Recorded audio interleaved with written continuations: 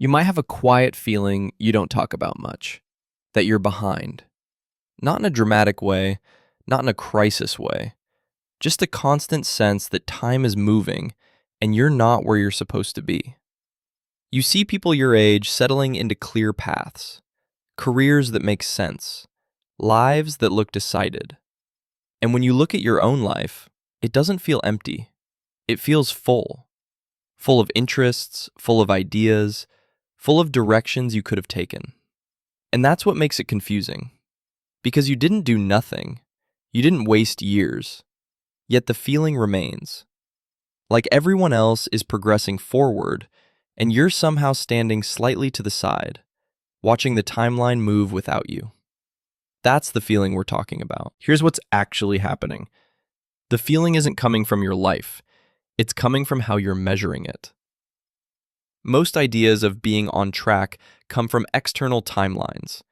Graduate by this age, settle down by that age, advance in a straight line.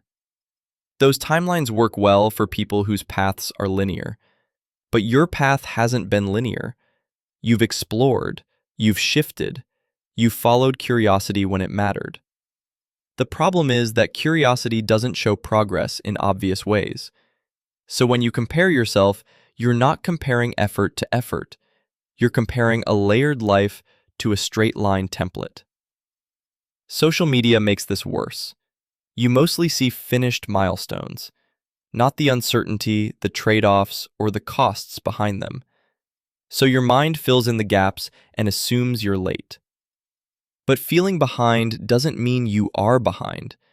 It usually means you've been using someone else's ruler to measure a life that was never meant to look like theirs. So how do you stop feeling behind? Not by catching up, and not by forcing clarity. The shift is quieter than that. Instead of asking, where should I be by now? Try asking, what actually matters to me right now? Because progress isn't universal, it's personal. A life built on curiosity needs different markers, not age-based milestones, not comparison-based timelines, but internal ones.